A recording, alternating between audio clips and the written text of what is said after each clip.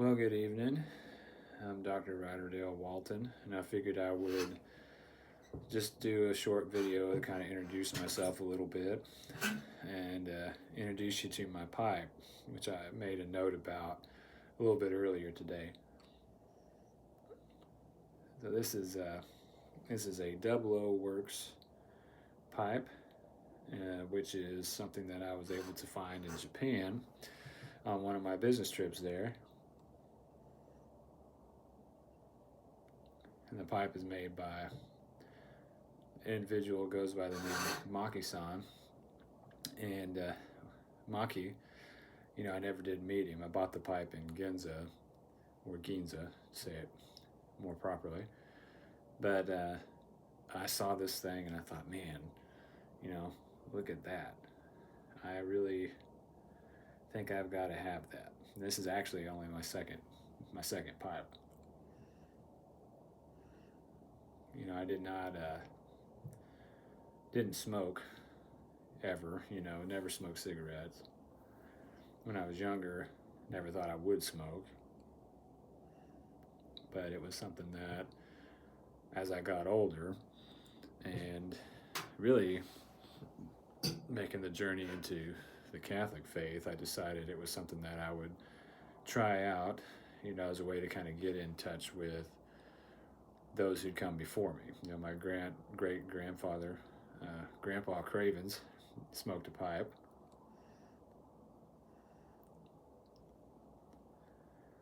And, I think like a lot of people that are my age, I'm a millennial, a lot of people that are my age have sort of been on a quest to find out more about their identity and who they are. And, I discovered in my quest anyway that you can't really have an identity until you're humble enough to accept what you've received, what you've inherited. I think I mentioned this in the second episode of the podcast, but really you are what you inherited. And you may have a hard time accepting that, but there's so many immutable facts about you, and that's the first thing you really have to kind of come to grips with. So, that's a little bit about the pipe. Then the blend I'm smoking right now, I have in a jar. This is a Momoyama with Peach Mountain. And it's kind of interesting because I guess in Japan they're not able to manufacture tobacco blends like this themselves, but they have other agreements with other countries that will make it for them. So it's like Japanese blend curated for Japan. And it's pretty good. It's an aromatic tobacco, and I definitely enjoy it when I get time. So, I figured it would be good to just do a little bit of an introduction that's just personal, just me. Maybe Kevin will get interested and do the same thing.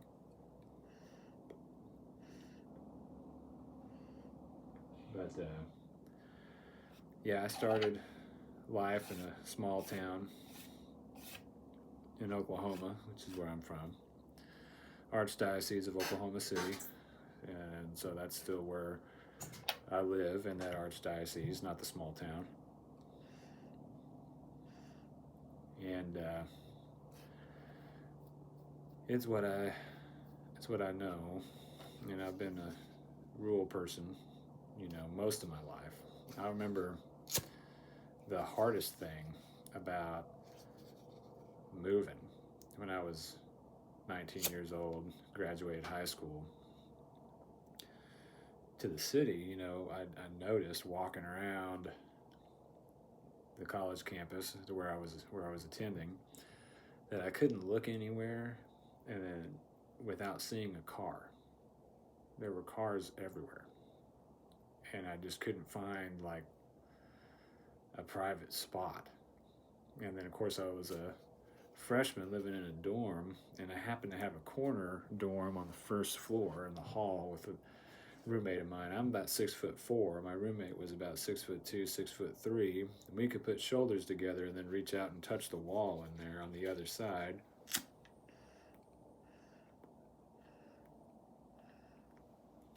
And that is not a whole lot of space, having grown up on,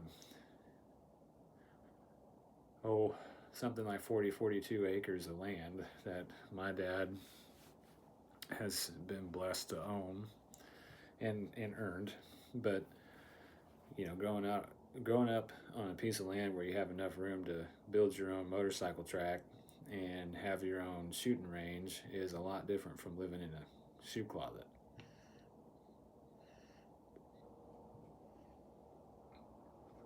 And of course, being 19 at the time, I didn't ever really think about, what the difference was between a rural and an urban, or rural and suburban life. And that difference has kind of haunted me most of my adult life. Whether we were in Oklahoma City or living in Japan, which I'd done for 3 years for work after I completed my master's degree. It was always like a real struggle between trying to fit in with a rural mindset into areas where there are just so many people. And I think that's probably been, the more I think about it, possibly the most difficult challenge of my life is getting over the little voice in my head that tells me that you're just a small town kid from nowhere, Oklahoma, which is actually a real place. So I should probably say not from nowhere, Oklahoma, but from a really, really small town that for people still live in their sake, I won't name, but it's a really small community, and there's this voice that's in your head that I've had to deal with is, what are you doing here at this university? Where does somebody from small town Oklahoma, where does he get off coming to, ultra suburbanite education? And, despite the fact that I've studied really hard and gone on eventually, earned my doctorate at the end of 2024 in quantum computing, particularly in quantum natural language processing. That's what I researched. Published papers, presented at conferences, attended conferences to meet other people who were from places like Yale and whatnot. But even then, I remember thinking about going to Yale to study Greek as my master's, and ultimately I decided not to do that, in part because I would be away from home, which is really funny because I ended up in Japan. But God has plans, and God presents us with all kinds of options, that we're free to choose to take and make something out of, in cooperation with His grace, of course. And I just didn't want to live that far away from rural America. So why am I saying all this? Basically, just to give you a small introduction to a little piece of my psyche and who I am. So when you watch the podcast episodes or read my articles or poetry, or look at any pictures that I take, or if I get around to it, putting any music that I write or play up, to know that in the back of my mind, there's always this voice. And it's that rural voice trying to remind me that I don't really fit in the city, in the office, in the urban environment. Some of it's imposter syndrome. Read a good article on Substack about that. I restacked it. Left a comment too about what I think there's, people go through all kinds of stigmas, and they have things that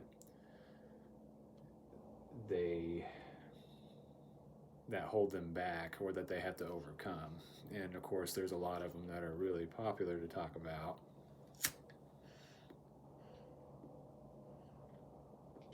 It's really hard to keep a pipe lit when you're talking all the time.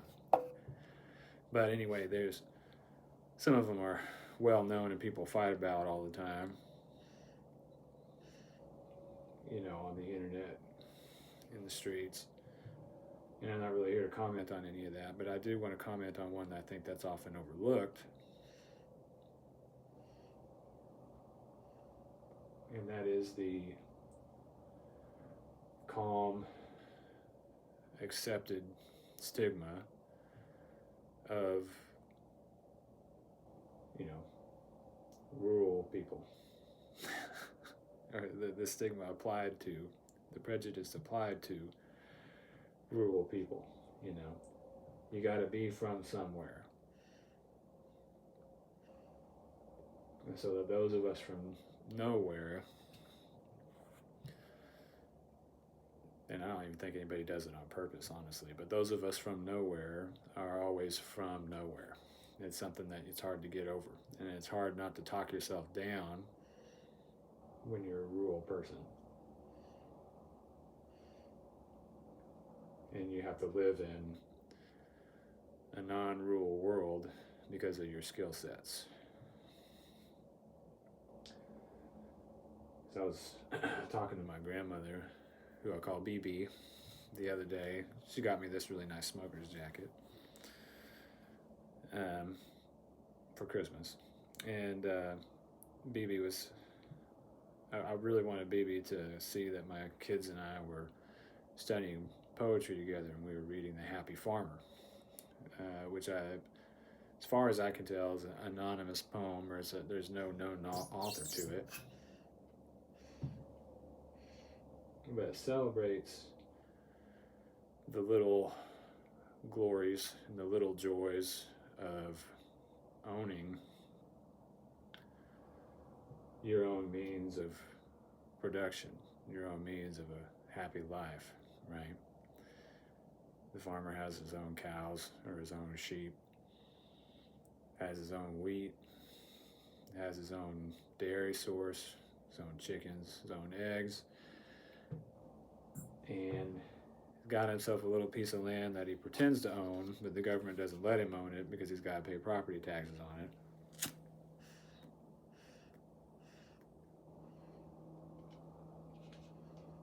Which is a story for another day. He always paid rent to Uncle Sam.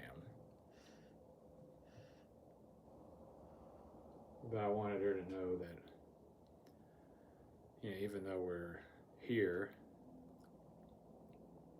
in the suburban cell, there's something poetic to do with that. But even though we're here in suburbia, that I wanted them to remember the farm. I'm only one generation off the farm. My mother grew up on the farm. And I kind of feel like it follows me around. It's something I didn't want to leave rural America. And in fact, after moving back from Japan, I went back there because I wanted to stay. I wanted to be there. But that really isn't how it worked out. The cards haven't played out that way for me.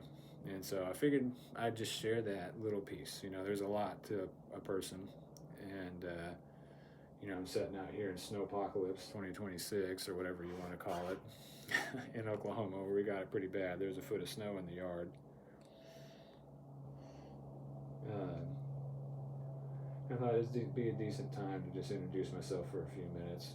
And, hopefully those of you that enjoy the podcast and enjoy the stuff that I've just started writing will enjoy this video, and maybe, post a video, introduce yourself a little bit with some of the things that you have that you struggle against, some of the things that you overcome and always struggle to overcome. And I guess the last thing I would say then is this also serves as a little bit of an intro to a scholarly article that I wrote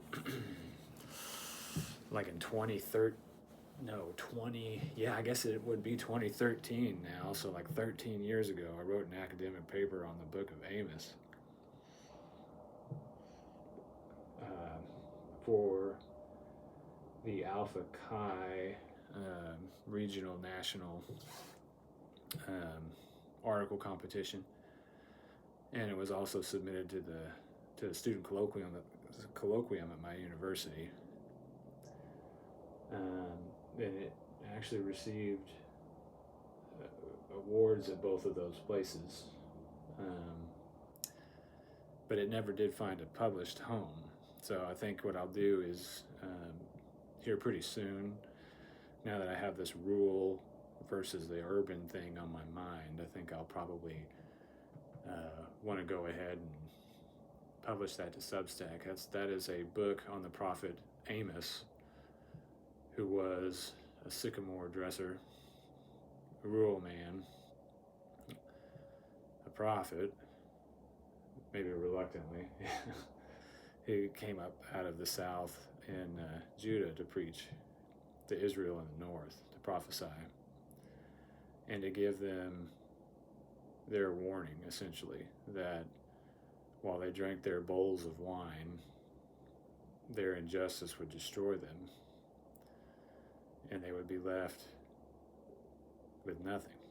And that the one hope was maybe after it was all said and done, they would be able to pitch their tents again out in the wilderness.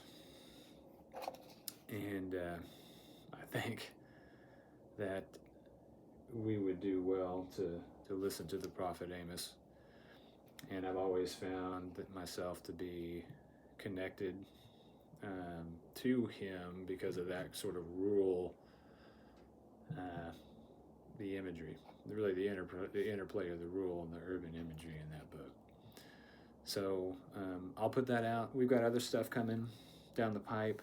We've got an episode where Kevin Bright horrifies me with TikToks and current events. That will be dropping on Sunday. That'll be dropping soon.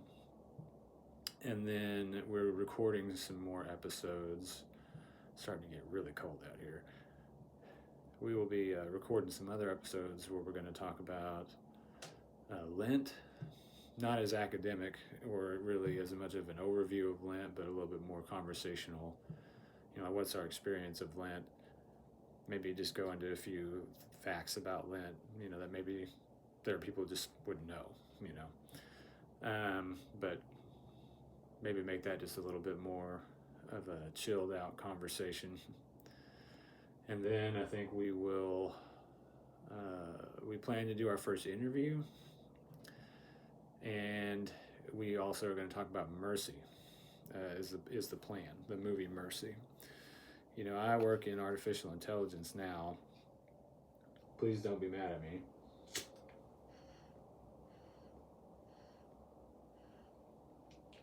About that. But it's just a thing that I do. It's not really where my heart is. I became a computer programmer simply because I love languages. I'm a linguophile.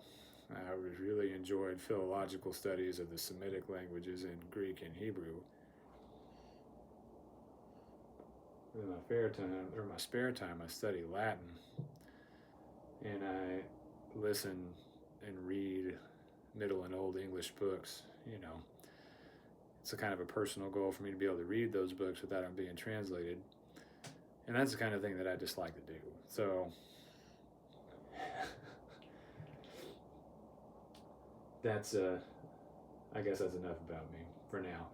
And we'll periodically I'll try and record another video, maybe when we're smoking. Maybe we'll do some lives or something like that. Do some lives with Kevin while we're smoking, and just having good conversations. And hopefully that you guys will participate, and hopefully this will be a good invitation for you guys to share more about your own work and a little bit more about yourselves too. All right. God bless.